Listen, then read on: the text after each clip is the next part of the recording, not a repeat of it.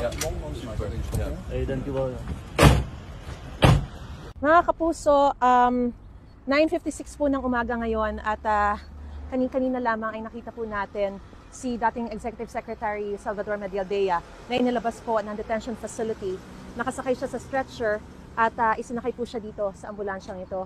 Wala pang malinaw na detalye sa ngayon kung bakit siya dinala sa ambulansya at mukhang itatakbo sa ospital. Kanina tinatanong natin kung nahihilo ba siya or ano ba yung kalagayan niya, pero hindi sila sumasagot.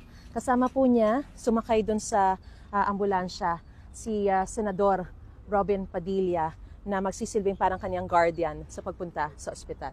So yan muna ang latest na sitwasyon mula pa rin dito sa Scheveningen Prison sa The Hague, the Netherlands. Ako po si Mariz Umali, nag-uulat para sa GMA Integrated News.